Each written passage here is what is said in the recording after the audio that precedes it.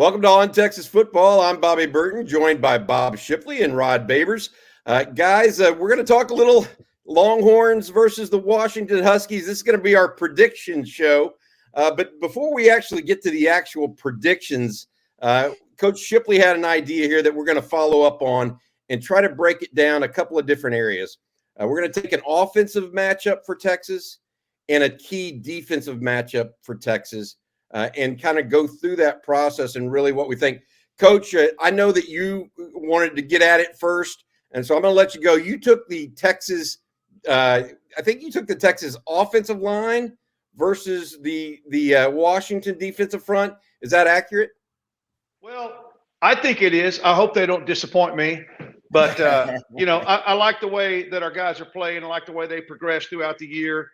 And, if we can create the running lanes, that we need, we obviously it was pretty frustrating last year when we played them from a running standpoint. But I like that matchup. I like our offensive line against the Washington defense. I think running the ball and pass protection, I feel really good about it. I know they're going to throw some stuff at us that we haven't seen, but I like the way we match up with them up front. And I really am looking for Sark to try to do some things maybe at first to open things up, throw the ball a little bit, kind of get them out of sync a little bit, and then run the ball at them and see how we can attack them. But I like our chances with that. Now, as you were talking about, Bobby, in a show we did last week, the key's going to be the guy they've got coming in that nobody's seen on that defensive front. Where's he from? South Dakota. Rod's the actual one that unearthed him. His name is Zach. Oh, Durfee. Rod, yeah. But he's from South Dakota State, I believe, or Sioux Falls. Yeah. Sioux Falls. Excuse me, Sioux Falls. The other area. Okay, so Rod, how do you see him impacting that matchup? Well, I think they could use him potentially in predictable passing situations. But I don't see them just throwing him out there in kind of standard downs. He hadn't seen any action, real game action this year. First time he's been cleared. But Kalen DeBoer and Brock Hewitt claim that he's been eating up those tackles, the starting tackles for Washington in practice because he's been working on the scout team. Now, guys, Roger Rosengarten, the tackle for we're going to get to their offensive line, obviously the Joe Moore Award-winning offensive line for Washington, but Rosengarten hadn't given up a sack all season at the right tackle position for Washington, and their Fawutanu, the other tackle, the left tackle, he's only allowed 2 sacks. He's a third-team All-American. Those guys are pretty damn good, and Coach Kalen DeBoer says he's giving them fits in practice, right? They can't even handle this guy in practice. Had double-digit sacks, double-digit tackles for loss at Sioux Falls a year ago, but hasn't been cleared until this game. I could see a NASCAR package, guys. If Texas is in third and long, second and long situations, predictable pass situations where they put Durfee in there at one end, and of course you got to worry about Braylon Trice, who's one of the best pass rushers in the country. Right. And then the other defensive end they have, who I think is Fatui is his name. They could throw him in there and have 3 defensive ends essentially in a NASCAR package if Texas is in a predictable passing situation. The key is you want to stay out of those types of situations. I was going to say, Steve Sarkisian likes to say the best third down is when you don't make it to third down, right? you just keep going on first and second. You mentioned that, Coach and Rod, and one of the things that I immediately thought of is something that C.J. Vogel brought up. Other than Trice, they really have not gotten the Washington defensive front has not gotten a lot of pressure from its front four. No, other than Trice. He said that. CJ came up with a stat that Trice had more pressures than the rest of the entire defensive front combined. Yeah. And that's just an amazing stat when you think about it. My question, though, Coach Shipley and Rod, to y'all, when you talk about the Texas offensive front versus that defensive line, it felt like last year, you said it, Coach Shipley, Texas couldn't move anybody. Now, was that because it was Keelan Robinson and Jonathan Brooks, or was it because of the offensive line? I mean, what has fundamentally changed this year with the Texas offensive line versus what we saw last year? What do you think that is, Coach? Well, I think we've grown up. I think we've had another year of development. I think we've had some success this year And honestly, I mean, you know, I don't know a lot about the Pac-12, but I know in terms of, you know, they've obviously been facing a lot of really good offensive passing teams, you know, and so I don't know that that they've seen the kind of running game that we're going to throw at them this year. And I think, you know, through our games, you know, this year I've just seen us progress and just gel and just get more confident. And then we've got a I guess our third starting running back of the year, who started out the year as a starter. But I think, you know, I think we're a lot better than we were last year at this time. And I don't know, Rod's a stat guy. He probably knows how many returners they have on that defensive front. I didn't look that up before we came on, but I think we're light years ahead of where we were last time. And I also think that, you know, Keelan started last year running back in that bowl game, and I don't know that he had his strength was what we needed at that time. You know, his strength is on the edge, you know, and getting him in open space, and we're going to need to pound it, you know, a few times inside to try to open that thing up. So I think we're a lot better than we were last year at this time. Got it. Yep. All right. Hey, Rod, I'm going to go to you next and ask you the same question. Like, what is the matchup for the Texas offense that you think is key for the Longhorns on Monday? Yeah, I think honestly, it could come down to the rushing defense of Washington versus the rushing offense for Texas. I mean, one of the areas where Texas underperformed last season, and coaches brought it up, was the run game. Now, they had injuries, right? No Bijan, no Rojo. It was also the injuries to Jonathan Brooks. So I think he was on a bit of a pitch count there. Keelan Robinson ended up being the focal point of the running game, kind of the workhorse running back for them. And that's really not his role. He's really more of a complimentary guy in the running game. So Texas lost their way in the running game, averaged less than 3 yards per carry. It really was, I mean, it was a non-factor.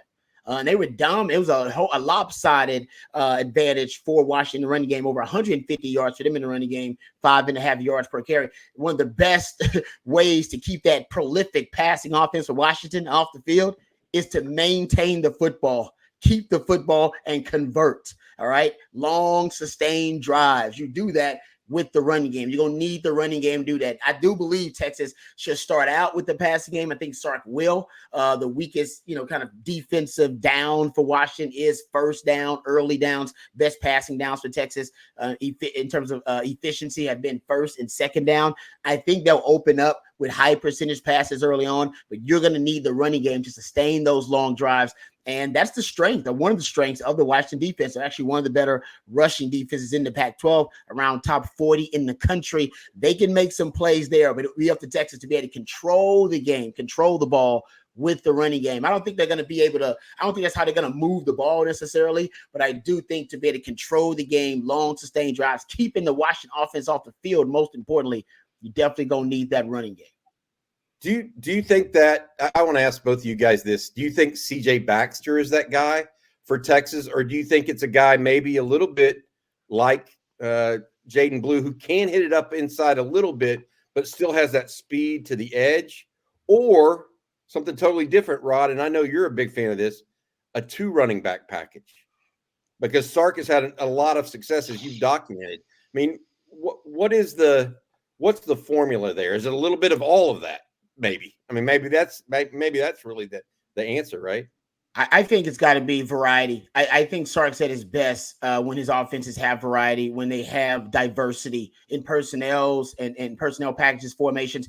Guys, last season at Alamo Bowl, he didn't use any 2 tailback sets, not at all. Now he probably claims that, post Bijan and Rojo, maybe they wouldn't be as effective, but you guys know I've documented they are as effective, not more effective in pony packages, 2 tailback sets without Bijan and Rojo. But Jonathan Brooks, maybe the injury to him, that Jaden Blue didn't play at all. So there were no 2 tailback sets in that game at all last season, and also no 6 O-line packages. Talking about giving Quinn maybe some extra time to hit shots downfield. No extra line package, no Big 11 or Big 12. I think that was a mistake by Sark. I think it limits his offensive innovation and creativity. I think he likes more personnel groupings, more formations. So I'd be a little surprised. And the reason that 6 O-line package would have been great last year, guys, think about all the great defensive ends Texas faced last year, right? They faced Will McDonald, first round pick out of Iowa State. First, Will Anderson, another first round pick. First, Felix Inudike Uzoma, another first round pick, right? They faced was the Texas Tech kid. Then they faced him too. He was a pretty good player, right? Yep. Yeah. Four first round defensive ends they played.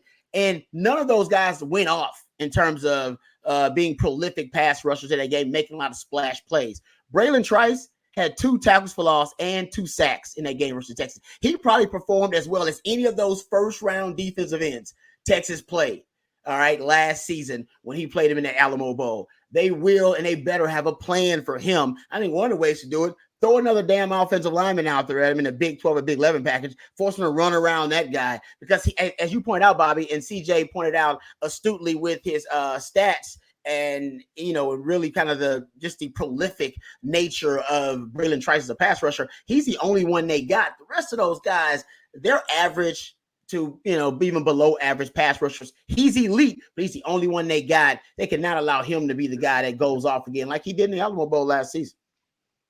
Interesting. Good stuff, Rod. I tell you, you know, Coach and Rod, the one that the area that I go to on offense that I point to is the receivers. A year ago in this game against Washington, Texas didn't really have that number 2 receiver like Adonai Mitchell. Jordan Whittington was in that role, but it was really it was an awkward fit because he wasn't that downfield threat, right? Yeah. And then you had Xavier Worthy, who dropped a touchdown pass, right? And, you know, we know he was injured now in retrospect, but, you know, I feel like how Washington really tries to match up with those guys could be the key, because I do think that Quinn's probably going to get enough time to throw the football. I don't know if they're going to be successful running it as well as we would hope.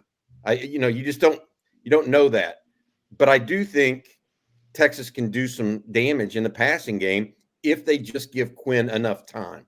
I think that they will be open, whether that's Mitchell or Worthy or Whittington or either of the tight ends, JT Sanders and Gunnar Helm. I feel like, you know, and I don't want to, you know, try to overstate it.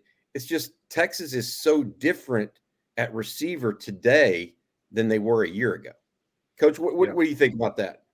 Well, I think that Xavier has really come on this year and has proven that, you know, he's going to develop as a receiver, and he's done. Really, I mean, he's always been flashy. We know that. He's always had great speed. His hands, a year ago, I would say, he had difficult tracking the ball and adjusting. You know, those great receivers know how to keep that DB in check and you know, slow down and, you know, keep the ball in front of them so that the DB would have to go through them to get to the ball. He hasn't done that. He didn't do that well last year. He's doing it better this year. And one of the things that Rod and I talked about on football theory last week was the fact that it seems lately Sark has been going to more of a 2 tight end set. Mm-hmm. And so instead of a 2 back set, he's been using Gunnar Helms a lot more with Sanders. And so, Rod, to kind of dovetail what you were talking about, I feel like that's an opportunity maybe to keep one of those guys in to help, you know, with Trice, you know, with our pass protection possibly. Yep, I agree with that 100%. And, you know, to add to that, what you're talking about the receivers, I don't think they have an answer for JT Sanders. I don't. I think, you know, just being a defensive back, they have arguably the best wide receiving core in all of college football. They got 3 studs. They're all NFL players. Romo Dunze will be a first-round pick. I saw Daniel Jeremiah say, out of all the wide receivers in this draft, he's his favorite. Romo Dunze is Darren Jeremiah's favorite wide receiver in this draft, not even Marvin Harrison Jr., which seems to be everybody's favorite. So he's a stud. He's a dude. These DBs, they see those guys in practice. They see them. They've seen elite quarterback play in practice. They've seen, you know, elite receivers, elite passing offenses. I mean, I want to say that Washington's faced with 4 of the top 11 passing offenses in the country. They see elite wide receivers every day in practice because Jalen McMillan, Jalen Polk, Romo Dunze, nobody really sees a tight end like JT Sanders, man. You just don't, you don't see a tight end that can move like that. And you were like, oh, put a linebacker on him. Well, good luck with that, right? Unless your safety can really cover, good luck with that. Or even allowing him to catch the football and thinking, I'm going to tackle him in space. He's always a little stronger, a little faster than I think he looks on film. I think I'm with you, Bobby. Out of all the matchup advantage, and I like the wide receiving corner. You're right about A.D. Mitchell. I mean, you got to pick your poison. You can't double X-Man and A.D. Jay Witt's almost guaranteed man-to-man coverage in every game you play, no matter who you're going up against, because you can't waste personnel double teaming and bracketing a guy like that. But J.T. Sanders, that to me, I think he's the matchup nightmare. You're going to put a safety on him or you're going to put a linebacker on him. Either way, I think he ends up getting the advantage there. So I'm with you. The receiving corps are all considering him. I don't think they've seen a tight end like him. And Oregon used their tight ends pretty good against them. And I think they're that pass defense, out of all the DBs and of all the, I'd say the matchups that I think Texas could lean on early on, JT Sanders is one I like. Good stuff. Good stuff. All right. Let's go to defense. And that's the Texas defense against the Washington offense. Rod, I'm going to start with you. And the reason why is because you're a DB at heart. And that has been, ever since this matchup was announced, essentially, people said, okay, Washington's going to attack the Texas secondary. Yep. Is that a key, in your opinion, to Texas coming out on top in this game? Mitigating Washington's passing attack? You're not going to stop it entirely, probably. No, but, considering how good Texas rush defense has been, stopping the traditional running game, just handing off to the running back, I do think it seems inevitable that Washington is going to have to lean heavily on their passing game and their passing offense. And by the way, they're fine with it. Honestly, Kalen DeBoer strikes me as the kind of guy who's only really using the running game to balance out and complement the passing game. That he would rather throw the football. I think in November, they're 55% pass rate. So, they want to throw the football and they got a really good quarterback to do so. The problem with Texas is they don't have coverage specialists at the safety position. I actually trust the corners may be okay holding up. And I know people are like, that's crazy. The corners actually have been decent in coverage, and they've been even better lately when PKs let them be aggressive. In the Tech game and Oklahoma State game, they took away a lot of easy completions, inside breaking routes, targets to bunch formation. They took away some of those easy completions, and it was arguably the best pass defensive performance we've seen of the season. Here is the kind of the big butt there, right? That I always throw it in, the Kim Kardashian size butts. When they do play a lot of press coverage and they get more aggressive on the outside, you saw Oklahoma State take them up top, take deep shots, the out and up, the hitch and goes, and they were relatively successful, 3 of 7 on passes 20 yards or more down the field. And that's what concerns, I think, everyone most about this matchup, is because there is not a better vertically centric offense in all of college football than Washington. They complete 40% of their passes 20 yards or more down the field. 3 NFL wideouts. So we said Rome Odunze, this guy is about 6'3", or at least close to it. He's the best contested catch receiver in the country. He catches 70%. He catches 70% of his contested targets, which means 50-50 balls literally turn into 70-30 balls with this dude. Leads the country in contested catches with 17 of them. He'll just throw it up to that guy if he's in man-to-man coverage, and oftentimes he wins. Now, he does take a lot of chances. As my man CJ mentioned, he's got 9 interceptions, 6 of those when he's targeting Rome Odunze. Why? Because, hey, man, that's my guy. And I trust my guy over your guy any day, all day, every day, and twice on Sunday. So that, to me, I think is going to be the real question. Can Texas hold up when they are aggressive? Can they hold up defending the deep shots? When they're not aggressive, Texas will defend the deep shots pretty well. They did that last year. Guys, Washington only completed 1 deep ball last year. It was the first play of the game. It was a flea flicker. That was the only 20-plus yard pass they completed the whole game. They were 1 of 10 on deep shots. They held Michael Penix to his lowest yards per attempt in the last 2 years. They actually held him to under 60% completion percentage. It was his longest incompletion streak of the season. Guys, that was a really good pass defense game plan for PK. Problem is, they couldn't stop the run with a light box.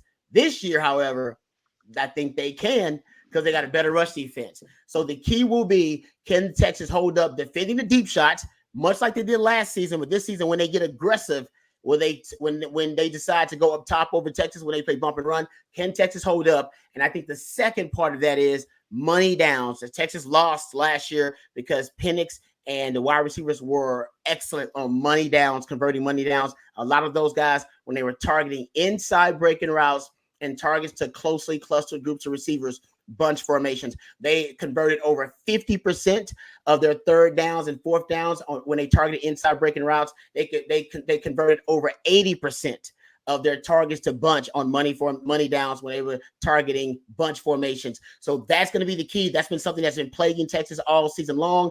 They were successful converting it last year using those concepts. Texas has struggled versus those concepts this year. So there's no doubt that Washington will break out targets to bunch. They will break out inside breaking routes, and they're going to throw the deep ball against Texas early and often. And yes, they coming after your safeties. That'll be the first thing they do. I want to add this. I'm going to let Coach comment, but one thing that Pete Kwiatkowski said on Thursday that I thought was interesting, guys, he talked about how later in the year they changed some of the DB's leverage late in the year. And Rod, that was something you had brought up. That was a key to some things that were happening in the secondary, in your opinion. He said they changed some of that mid-year or almost later in the year, and as a result of it. The other thing you said, and this is where I want to get Coach's take on it, because I know this is where he's going. You talked about the importance of a light box. Yeah. And that means obviously stopping the run. Coach, you wanted to talk about the Texas defensive line against the Washington offensive line, I think, right? Yeah, I do. And I really feel like Rod is hit the nail on the head when he's talking about, a light box. In other words, can we afford to take a guy out of the box to help our corners over the top and still stop the run? That's Rod and I were talking about that earlier. That's a game plan in and of itself. Okay, can you do that? Okay, if we could do that, here's our game plan. If we can't do that, it changes my game plan. Because we're not going to have help over the top. And I promise you, every defensive coordinator's, they're going to stop the run. They're going to do everything they can to stop the run. Nobody wants to get beat with the opponent running the ball up and down the field. But that's how I see it. Now, a key to that is going to be, you've got a offensive line that won the Joe Moore Award. I mean, the top offensive line in the country. And then obviously on the other side, we've got the Big 12 Defensive Player of the Year, who was a defensive lineman. And then we have another defensive lineman who was Big 12 Defensive Lineman of the Year. So that's stout. I can't imagine that's ever happened. It may have happened somewhere, sometime, but man, that's some clout right there. So that's going to be a great matchup. I don't know if it's going to be the end-all matchup, but it's going to be incredibly important. How well our defense can hold up, mainly to stop the run. I think we're going to see some different pressure packages we haven't seen yet. You want to keep Penix guessing. You want to keep him, on the run, and he's not as effective when he's doing that. You sure don't want to give him time. The thing that worries me that Rod and I have talked about on our theory show is the fact that, they get in bunch sets, reduced formations, and that gives that, those aren't going to be long developing pass plays. It's going to be quick passes, but it pretty much is taking our blitzing out. If you've got a blitz call, then all of a sudden you see them, they're in, a tight trips bunch. That changes your coverage. You can't stay in the same coverage that you were in. And so I see that as being something that we're going to have to do a good job of adjusting to. Let me ask you guys. Go ahead, Rod. If you had I just want to know, did y'all hear what Michael Penix said about Texas defensive line? The comment that he made. This guy's confident, man. You said it, Coach. He got that dog in him. He's starting to bark a little bit now. It's what he said. He was asked about, do the Texas defensive front look much different from the bowl game you guys played against them last year? And he said, quote, basically, I'm not going to lie. Their D-line is good, but at the same time, they haven't played our O-line. So they showed a lot of great things throughout the year. The whole defense, they do a great job. He said, I like their coach. They do a great job. He said, and they definitely play, what's the word? They play good ball, man. But I wouldn't say we're playing like we're not playing the 49ers D-line or the Eagles D-line. So we'll be good. He went on to say they had some good D linemen last year. One or two might have left, They were good last year too. They usually have big boys over there on that side that can make plays, but I don't know. It's different seeing them on film and being in the game. You see it on film, but at the same time, you're watching the game against Texas Tech, K-State, all the teams they play, and I don't feel like those teams have the offensive line that we have. So it's like, we'll have to see when it comes game day. I'm not going to discredit their talent. They've got talent, but it will be different when we play them. It's always going to be different depending on the team. Well, at least his memory's coming back. Hey. The first time they asked him about anything, he just said, I don't remember. I just know we won. Hey, that Joe Moore award, though, got him feeling kind of weight, Coach. They're confident, man. Hey, I've got to say this. I love that kind of. You're right. He's got some dog in him. We all like to see competitors, no matter who or where they're from, right? I mean, I think that's part of what you like about football in general. You see a lot of that come out in people. The question that the thing I'm asking is a little bit different in that the light box versus the. Can Texas get pressure? And Coach, you mentioned this just now. They're going to come up with different packages to try to pressure him. Can Texas get it? I mean, last year they couldn't get to the quarterback. This year they're getting to the quarterback. Has Texas improved with the addition of an Ethan Burke, with the play of an addition of a guy like Anthony Hill, who at least, he changes some things for the offensive line to worry about, right? Is that to me, that seems like it could be the secret sauce. If Texas can get pressure either up the middle or on the edge more routinely than they did a year ago, it might change things in this game. Because Penix did throw off his back foot a little bit last year. Oh, and so has Texas appreciably changed their pass rush enough to make a bigger difference in this game? I think that's one of the keys. Can Texas not necessarily get there, but affecting? Yeah. Let me say this. I know that having all this time to prepare for this game, we're not just going to just start throwing some random blitzes. Every blitz that every pressure package we're going to throw at them has been gone over from every possible scenario. And they've gone and that our staff has talked with staffs that they're friends with,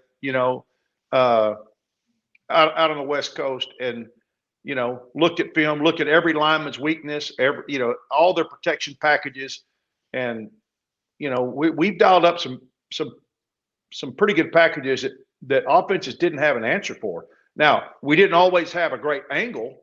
We had some guys coming wide, just scot-free, and we didn't have the right angle maybe, but I think we can. Now, how much we can do it, I don't know. But I think you'll see us dial up some things that they haven't seen yet, they haven't seen from us. And I don't think we're just dialing up stuff just to dial it up. It's stuff they feel really good about being successful with. Yep, he's right. I mean, the secondary doesn't stand a chance, guys, if they don't get some type of pressure on Penix. Last game in the Alamo Bowl, they only had 8 quarterback hurries, 0 sacks, 0 takedowns, 0 hits. I mean, he was erratic, but they didn't hit him enough. They didn't knock him down enough. I think in this game, you got to rattle his cage just a little bit. He was too clean. That jersey's got to get dirty. He's got to get on. You got to knock him on the ground a few times. That's something they did not do last time they faced him. All right. I tell you what, we talked a lot about this. The third phase of the game may be the most one that this comes down to. It could be a field goal at the end, right? Yep. Burt Auburn, I'd put my money on him right now. I think he's been steady all year. Is there a phase of this special teams that either one of you that concerns you or gives you cause for positive thoughts around Texas right now? I mean, what is that right now? All I want to say is this: we got number 1 back there returning those punts. I'm good. Because those guys, when you got a guy back there who could take it to the house from anywhere on the field, and he's done it, and we may have had it called back, but he's proven that he can do it as well as anybody in the country.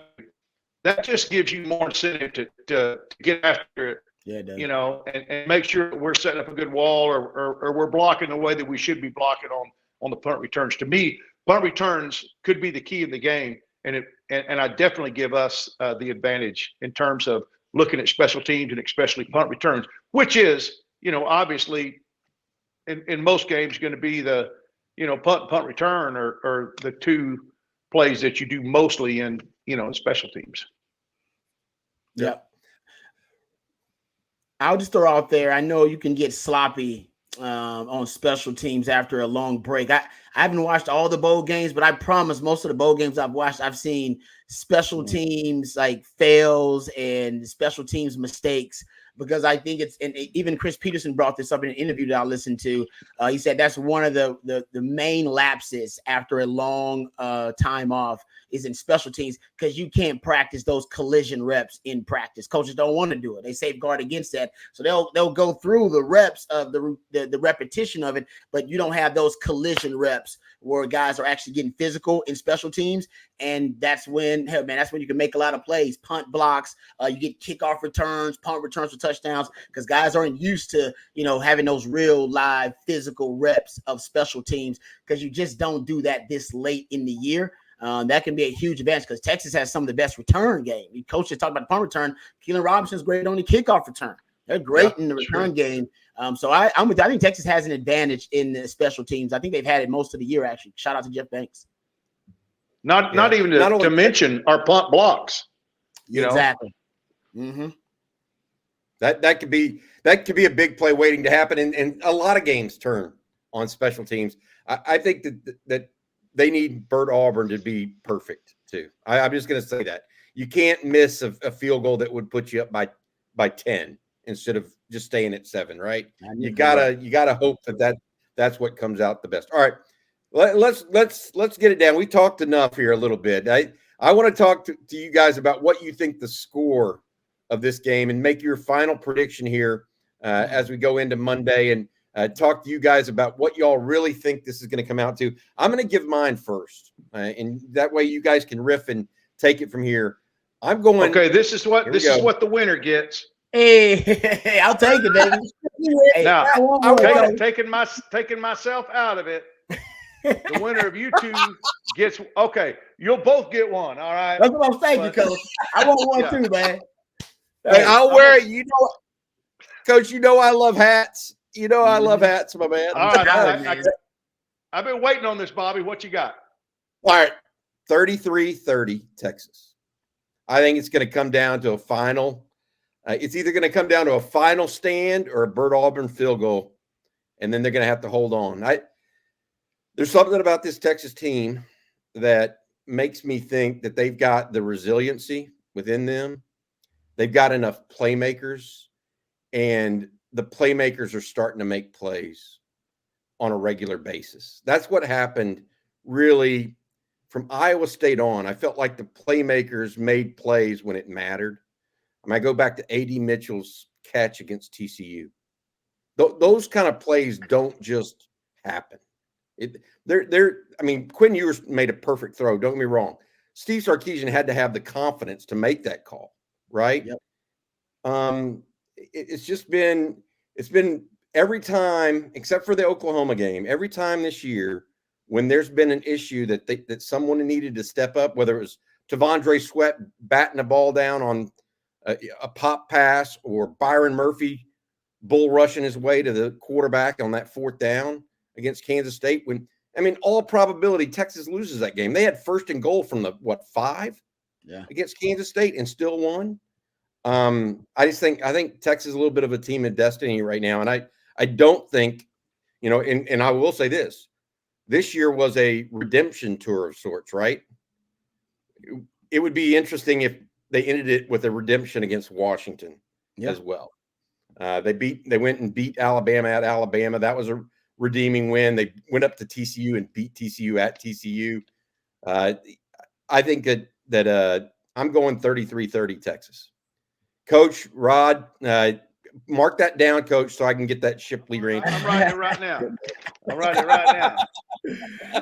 Rod, what do you got, buddy? What do you got, man? I'm pretty close to you. I think the defense is actually early on in the game are going to show up I think the nerves for the offenses, I think that after such a long layoff may take them a while to work out the kinks, but I do think it's going to end up being a game that it kind of resembles a shootout toward the second half of it. I got 36-33. I got Texas winning, of course. I ain't picking against Texas first time in the playoff. But I will say I do think the last team to get the ball is going to have a huge advantage in this game. And I'm hoping that's Texas. But even if they're not, Bobby just brought up a great point. We've seen multiple defensive stands, all right, to win games, all right, game-winning defensive stands for Texas. Against U of H, we saw one. Against K-State, we saw one. So I know the defense can show up and have that game-winning stand. I brought this up earlier with Coach. I will say for Quinn, we know that it's in him. I do think he's got that it quality, that clutch gene in him, but we haven't seen him have to conduct a lot of game-winning drives. Like he hasn't had to orchestrate a lot of game-winning drives. I think he's got one maybe in his career. Michael Penix got 5 of them suckers, 5 game-winning drives, 2 of them this season. If it comes down to him getting the ball late, that's gonna make. I'm probably gonna have the bubble guts a little bit. If it's a game-winning drive scenario, but I trust the defense to show up. I'm gonna go 36. What I say, 36-33 or 36-33. I'll go Texas. All right. Bob well, Shipley. I'm going with the over. I'm going 41-34. Ooh, I like it. 41-34. Okay. We're going to see 2 field goals from both teams. Yeah. Why so high, Coach? Why I think so high? Well, I think Sark having a month to get ready for this game. I think he's going to have some stuff to pull out of his hat that's going to get us going early. I'm hoping. Rod and I talked on theory about how huge momentum is, and once we get some momentum, man, we can, it seems like we're almost playing against air sometimes, Yeah. So I really think that Sark having this much time is going to throw some stuff out with some schemes that we haven't seen yet. Certainly Washington hasn't seen. And we talk with the offensive line and Penix and, the receivers, the guys they have, they're going to score. We're all in the ballpark, 30, 33, 34 is what we picked. But I just see us maybe scoring one more touchdown than y'all do. Yeah. Fair. Well, I'd be okay with that score too, Coach. Just for the record. I like touchdowns. My wife used to say, you know what? Every time we ran this trick play, it worked. We scored. She would say, well, why don't you run it every play? It scores every time. Run it every time. They can never stop you. Okay, honey, it doesn't quite work like that. But that's how analytics works, right, Coach? That's great stuff. All right. All 3 of us picked Texas. And you know what? Longhorns on Monday have a big game ahead of them. I think it's going to be a pro-Texas crowd. I really do believe that. Oh, yeah. I'm down here in New Orleans, and there's already a lot of Texas fans here getting ready to go. So we'll see if that actually impacts the game as well. You never know. Playing on turf, maybe that impacts. I mean, there's so many different variables that we could go on and on about. But that's going to do it for today. This is going to be On Texas Football, our prediction show. For Rod Babers and Bob Shipley, I'm Bobby Burton. Thanks for watching. And you know what? On Monday, let's hook them. Hook them. Let's do it, baby.